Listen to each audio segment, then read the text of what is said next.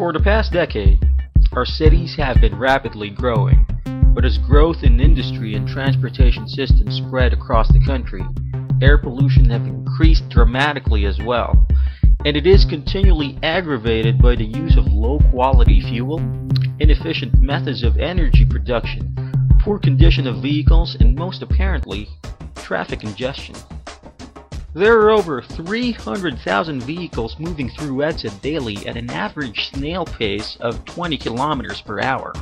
Multiply these with the number of hours these vehicles stay on the road and you have a perfect formula for an environmental disaster. According to the DENR, the total suspended particulates in the second semester of 2010 was placed at a national average of 139 micrograms of pollutants per cubic meter. This is 49% higher than the standard 90 micrograms. The dirtiest air quality is found at EDSA, which recorded a staggering 283 micrograms per cubic meter. According to the World Bank's 2000 annual review, more than 4,000 Filipinos die each year because of air pollution in Manila alone. This mortality figure is the third highest for a city in the East Asian region. Beside the deaths, 90,000 Filipinos in Manila also suffered from severe chronic bronchitis in 2002, and this data has been steadily increasing over the years. In March 1999, the British Medical Journal quoted Dr. Seldrin, a pediatrician at the Makati Medical Center, who said, "About 90% of my patients have respiratory illness, and we're seeing babies as young as 2 months suffering from asthma." 20 years ago, this was unheard of. Our breathing air is something that we almost always take for granted. Alam niyo, we eat 3 to 5 times per day, drink 8 to 10 glasses of water. Pero yung hangin na hinihinga natin, we breathe in 3,400 gallons of air every day. Ganon karami yung disparity nun dun sa ibang essential na kailangan natin. So we always say that the quality of the air you breathe is the quality of your health. Ang problema, alam naman natin lahat na napakadumi na ng hangin sa labas.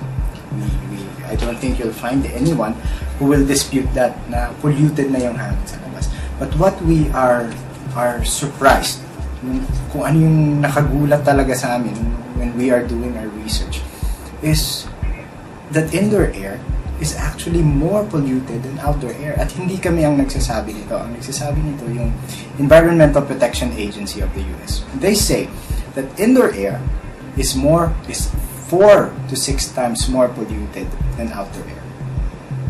Tapos sinabi nila dun sa article nila kung ano-ano yung mga nagpapadumi ng hangin sa loob ng bahay. These are biological pollutants like mold, mildew, pet dander, pollen, yung mga allergens na nakakapag-trigger ng mga allergic rhinitis or asthma attacks. Andyan yung asbestos, andyan yung carbon monoxide poisoning, formaldehyde that are put in pressed wood products, plasticizers, cosmetic plasticizers na lalagay sa mga cosmetics natin, pesticides, cleaning materials na ammonia-based. These are products na nasa loob ng bahay that actually pollute the air we breathe inside. And going back to what I said, by the way, second-hand smoke alone is the trigger to many asthma attacks, from 200 to 1 million children every year. Second-hand smoke, and that's present in many homes and in many families. The verdict is out, and we have known it all along. Millions of residents in Cebu, Davao, Baguio, Iloilo, Manila, and all other cities in the Philippines breathe dirty air every day of the year. Quality of the air you breathe is the quality of your health. Dapat natin tinitignan mabuti kung gaano kalinis o kadumi yung hangin na hinihinga ng pamilya natin sa loob ng bahay. Wala tayong control sa labas. We cannot control the pollutants outside. But yung mga bahay natin, this is our little kingdoms, and we should take care of the air that we breathe inside. And we believe that Ozein is a great solution for that. Written in the World Health Organization website, it says, There is consistent evidence that exposure to indoor air pollution can lead to acute lower respiratory infections in children under 5 and chronic obstructive pulmonary disease and lung cancer in adults. If much needed air is polluted outdoors and even more polluted indoors, where do we run then? At 51 years old, I really believe that I really have to take care of myself. If air is life, how do we make sure we get the best quality breathing air? Gusto ko maging healthy. Fortunately, we have the solution. So kami mag-asawa, we decided not to get products na talagang makakatulong din sa overall wellness ng family. Well, Ozein is not a luxury appliance. This is a necessity appliance. Because I have 2 babies, okay? I want them to breathe clean air, especially at home. I really believe in it. Well, I'm happy having Ozein. This is Ozein.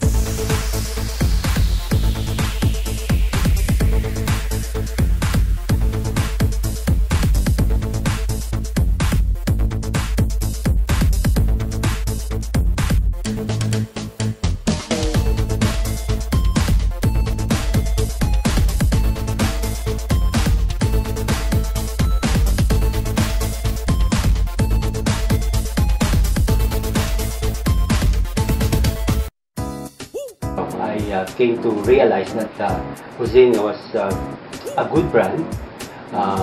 It has a lot of benefits. Clean air used to be a right. Now, it's a choice. An important decision you have to make. Thousands of people from many walks of life have discovered and made the decision to make their homes clean breathing spaces, to make their workspace as a designated place where they could breathe in pure, clean, fresh air. It features a simple washable pre-filter. Outside, there's nothing that you can do, okay? But inside your home, it's within your control. Okay, so if you really want to have a clean air, it's a must that we have Ozein in every home. A high-efficiency particulate air filter, or HEPA filter, that traps microscopic airborne particles.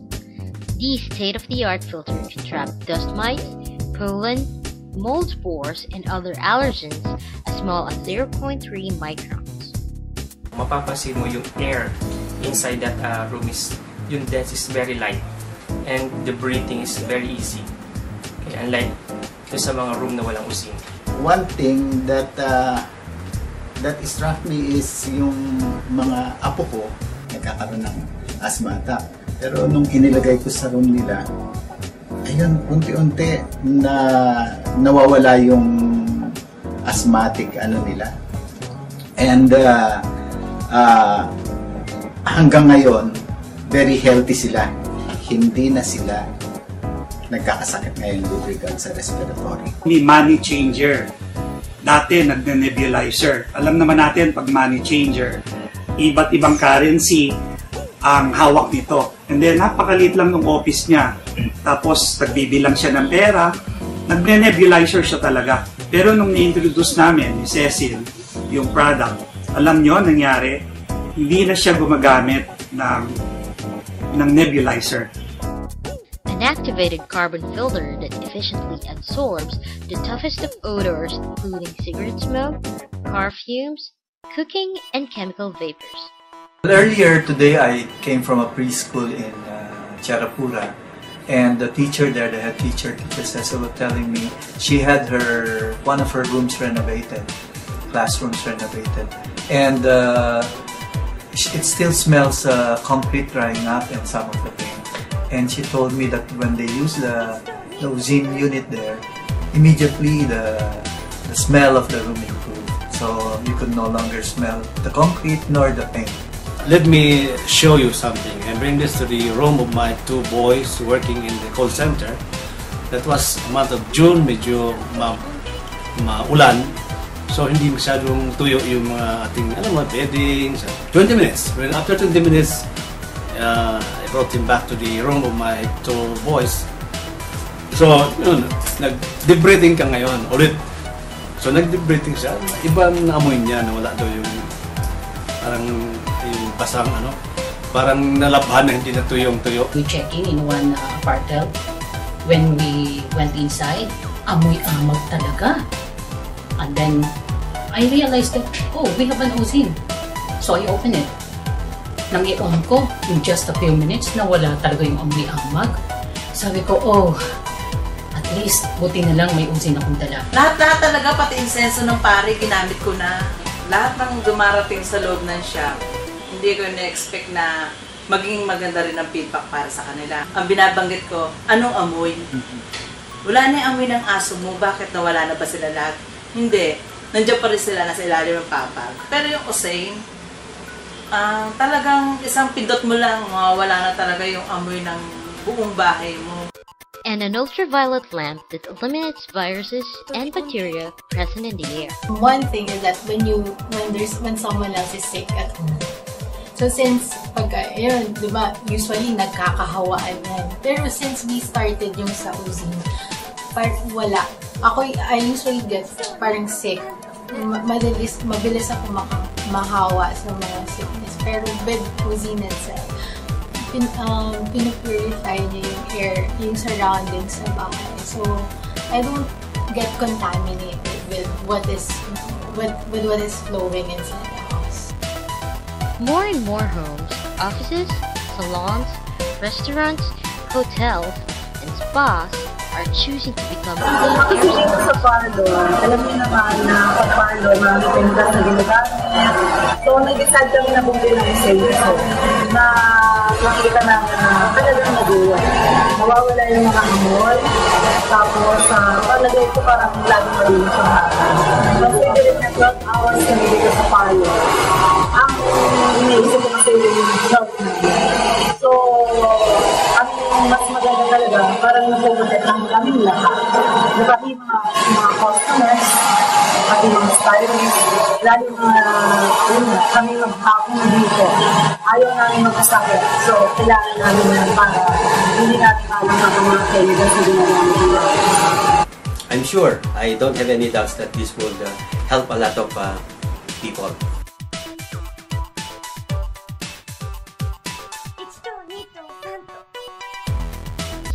Besides being an outstanding air purifier, Ozein has another very special function. Ozein also functions as an ozone generator. Ozone is a form of elemental oxygen. In the troposphere, it is one of the greenhouse gases that make Earth habitable for life. It purifies the air that we breathe by reacting with noxious compounds present in our atmosphere. The molecule of ozone contains 3 oxygen atoms. It is very reactive and readily reacts with other substances. As one of Earth's gases, it has demonstrated a powerful purifying capability, as well as a powerful oxidizing agent. It is one of nature's proven and environment-friendly solutions to pollution. In nature, ozone was produced by the rays of the sun, the rushing of waters, and through lightning. The fresh air scent following a storm reveals the presence of Earth's master purifier. This same ozone that is only found in nature before is now available in homes through Ozein. Ozone uses its extra oxygen atom to combine with other substances, whether it is a contaminant, virus, or germ, through a powerful oxidation process. This free atom aggressively pursues any other contaminant with which it could combine.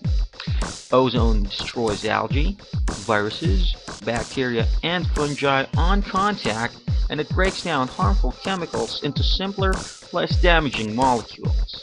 It kills harmful microorganisms by rupturing their cell walls. Note, healthy human cells are not damaged because of their self-protective mechanisms. Because of its natural oxidizing and purifying properties, many countries in Europe and Asia have been using ozone to solve the problem of food contamination.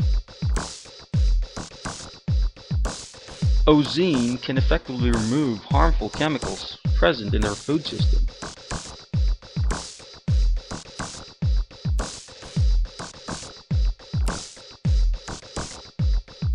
There really is a problem when it comes to food contamination.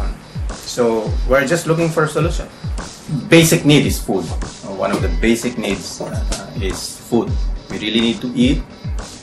But since it's compromised, we need to solve that problem. I believe yung disease and sickness is not just a matter of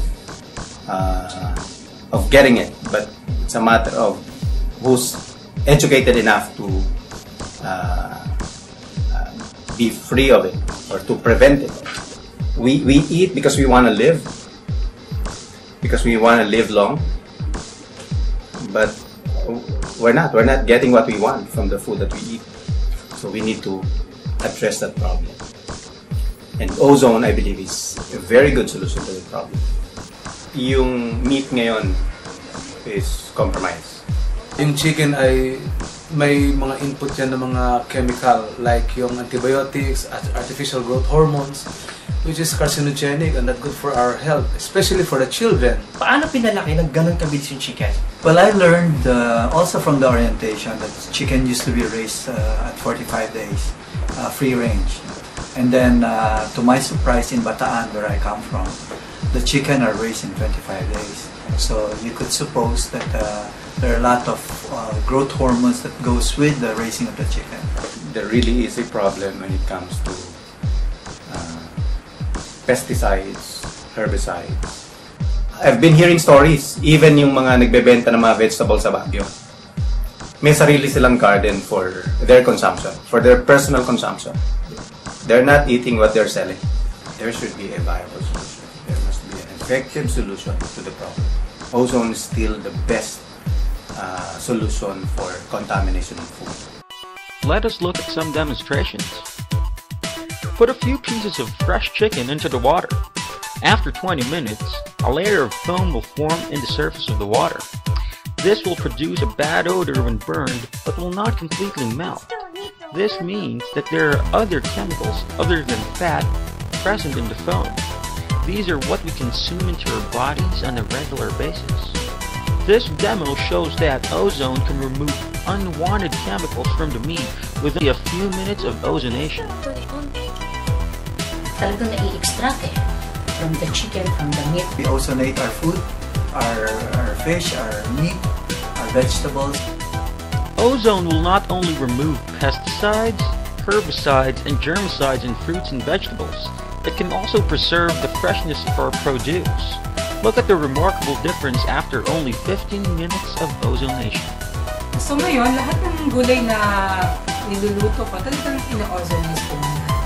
Just to make sure that you are eating a vegetable na talagang walang pesticide, na walang dumi dyan, or walang mga salmonella or E. coli, better i-ozonate mo yan para pag kinain mo, full confidence ka na malinis at healthy yung gulay o prutas na kinakain mo. This now shows how ozone can remove most unneeded substances from what we drink.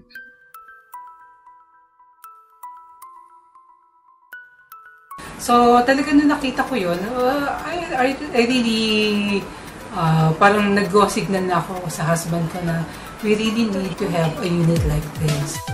As an oxidizer, ozone is 150 times more powerful than chlorine and 3,500 times faster at killing bacteria and other microbes. It is an effective disinfectant and does not leave toxic byproducts. Ozonation of water does not add any chemicals. Ozone is 100% oxygen. That is all it is adding to the water. Compared to other chemicals being used in our homes, ozone is the best and safest natural alternative today.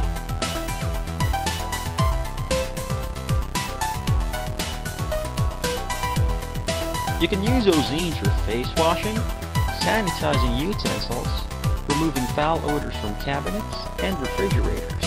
It can also be used to sanitize and purify drinking water. Ako I love what it does with the water. Yun ang gustong-gusto ko. Alam mo yung full confidence mo na you're drinking not only a safe water, but you are drinking a healthy water. Year after year, scientists and ozone specialists are discovering new uses for this powerful alternative. My misis, before hindi siya naniniwala, sabi ko, dahil masakit ang ngipin niya, sabi ko, you just take this ozonated water right away. Sabi ko gano'n. Sigurado tanggal yan after 15 minutes. Nung natanggal, alam mo ang sinabi niya, miracle water yata yan ha. I thought wellness is only yung mga iniinom mo, mga supplement, gano'n. Until one time, when nakita ko doon sa video nung about ozone, no? Nakita ko na it's good for the skin. So, yun lang ang nag-attract sa akin. So, ginamit ko siya na panghilamos, yung last rinse ba. So, I thought yun lang ang may tutulong sa akin, ano? And all of a sudden, I have this 7-years old na kulugo, no? Yung kulugo ko, matagal na. In fact, yung friend kong doktor, sabi niya, kailangan hukayin natin yan, operahin natin, kasi babalik lang ng babalik yan. So, because of the conflict of schedule, hindi kami magkita-kita ng kaibigan kong doktor. So, anong nangyari? Hilamos ako ng hilamos with the ozonated water from Ozein. Napansin ko, after 4 days, which is normally at 4 days, magugupit ako ng kulugo eh. Pero napansin ko, parang wala akong gugupitin. So, until today, wala na siya eh. Ayan, no? Wala na. Thousands of people are enjoying the benefits of Ozein. It's a breakthrough product. I believe in that. There's no other product in the market that has both 4-stage air purifying system and an ozone generator. Second, all the testimonials we have been getting are all very favorable. Of course, I've been recommended to my patients. Kahit kanino, lahat na ng tao na pwede namin makausap namin na kailangan. So actually, lahat naman tayo kailangan ng Ozein. So, hindi ko pwedeng palampasin yung pagkakataon na hindi ko rin kahit kanino. Kasi dito sa Ozein, hindi ako mapapahiya eh. Napakaganda ng produkto. Ako nga, totoo lang ah. Laman ako rep eh. Pero Ozein meron ako. Alam mo, wala na yata akong hindi nire-recomendahan ng Ozein. I would advise you get one.